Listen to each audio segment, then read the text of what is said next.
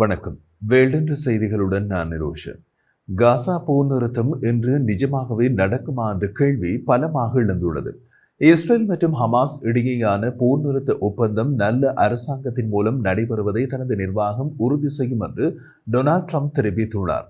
ஜனாதிபதியாக தேர்ந்தெடுக்கப்பட்ட டொனால்ட் ட்ரம்பின் வெள்ளை மாளிகைக்கு திரும்புவதற்கு 2 நாட்களுக்கு முன்பு மத்திய கிழக்கு போர் நிறுத்த ஒப்பந்தம் குறித்த தனது நிலைப்பாட்டை தொலைக்காட்சியில் நேற்று சனிக்கிழமை கிறிஸ்டன் வெல்கர் உடனான பிரத்யேக பேட்டியில் பகிர்ந்து கொண்டார். ஒப்பந்தத்தின் ஒரு பகுதியாக பணிய கைதிகள் விடுவிக்கப்படுவார்கள் என்பதில் அவர் எவ்வளவு நம்பிக்கையுடன் இருக்கிறார் என்பது குறித்தும் உள்வரும் ஜனாதிபதியிடம் கேட்கப்பட்டது. அதற்கு அவர் கூறிய பதில், அதை நாங்கள் மிக விரைவில் பார்க்க போகிறோம் என்பதுதான். பிரதமர் பெஞ்சமின் நேத்தன்யாகுவை விரைவில் சந்திப்பதாக ட்ரம்ப் கூறினார். டொனால்ட் ட்ரம்ப் என்பிசி பிரத்யேக பேட்டியில், நீங்கள் செய்ய வேண்டியதை செய்யுமாறு பிரதமர் பெஞ்சமின் நேத்தன்யாகுவை அவர் ஏற்கனவே தெரிவித்திருப்பதாக கூறினார். நேத்தன்யாகு முன்பு போர் எப்போது முடிவுக்கு வரும் என்றால் ஹமாஸ் முழுமையாக அழிக்கப்படும் போது என்று கூறியிருந்தார். டொனால்ட் ட்ரம்ப் இப்போது கூறியிருப்பது, இது முடிவுக்கு வர வேண்டும், ஆனால் இஸ்ரேல் செய்ய வேண்டியதை தொடர்ந்து செய்ய வேண்டும் என்றார். போர் நிறுத்தத்திற்கு முன்னதாக இஸ்ரேலிய பிரதமரிடமிருந்து நிரந்தர அமைதி குறித்து ஒரு விதமான எதிர்மறை கருத்தை வெளியானது. ஆனால் அவரது செய்தி மிகவும் தெளிவாக இருந்தது. அவரது கூற்று, இஸ்ரேல் தேவைப்பட்டால் மீண்டும் போருக்கு செல்ல தயாராக உள்ளது. அதற்கு அதன் மிக முக்கியமான கூட்டாளியான அமெரிக்காவின் ஆதரவை வைத்திருக்கிறது. நேத்தன்யாகுவின் அரசாங்கத்தின் ஆபத்தான தன்மையால் கடினமான செய்தி இஸ்ரேலிய பிரதமர் மூலம் வெளிப்படுகிறது. அரசாங்கத்தை தொடர அவர் நம்பியிருக்கும் தீவிர வலதுசாரி தீவிர தேசியவாத கட்சிகள் இந்த ஒப்பந்தத்தை வெறுக்கின்றன. மேலும் 33 பணிய கைதிகள் விடுவிக்கப்பட்ட 6 வாரங்களில் இஸ்ரேல் போருக்கு திரும்புவதாக நேத்தன்யாகு உறுதியளிக்க வேண்டும்.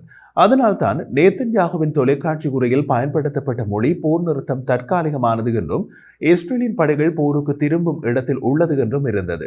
ஒருவேளை அவரது தீவிர வலதுசாரி கூட்டாளிகளுக்கு உறுதியளிக்கும் முக்கிய சொற்றொடர் இதுவாக இருக்கலாம்.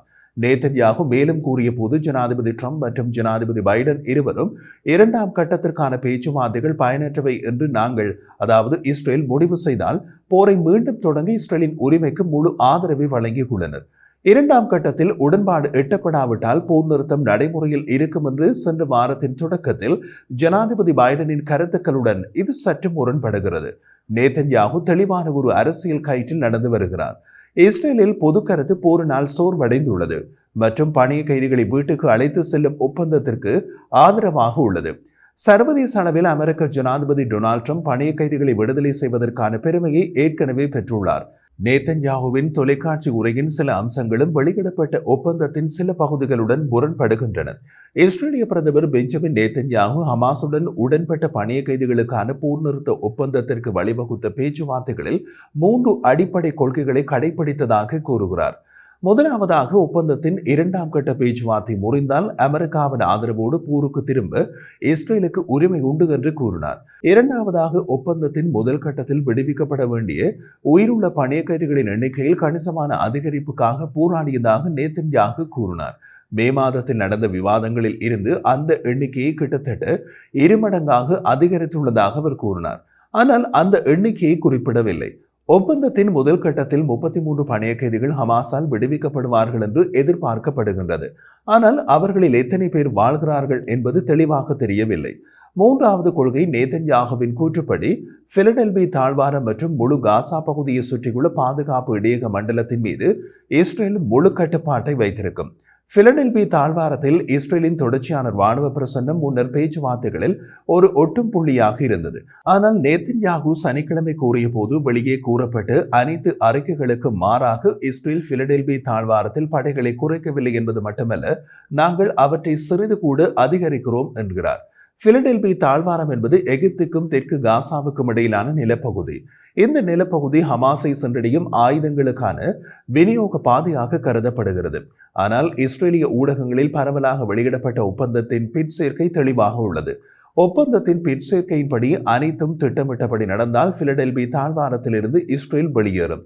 33 பணிய கைதிகளும் கட்டம் 1 முடிவில் விடுவிக்கப்பட்டால் இஸ்ரேலிய படைகள் வெளியேற தொடங்கும். அவர்கள் படைகளை திரும்ப பெறுவதை 50 நாட்களுக்குள் முடிக்க வேண்டும்.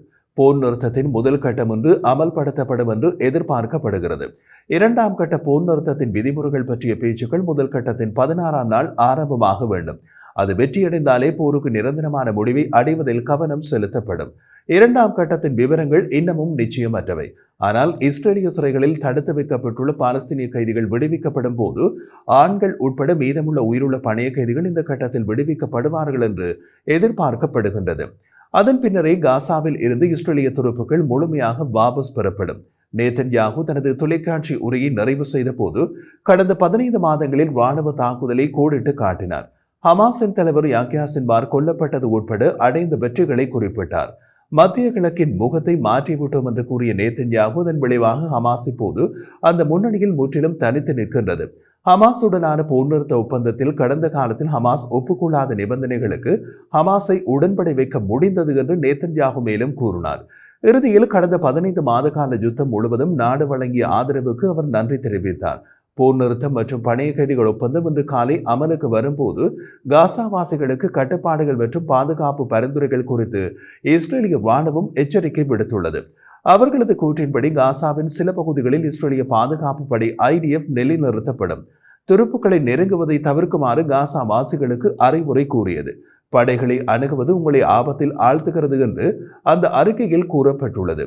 இஸ்ரேலிய பிரதேசம் மற்றும் மிகவும் ஆபத்தான இடையக மண்டலத்தை அணுகுவது தடை செய்யப்படும் என்று IDF தெரிவித்துள்ளது.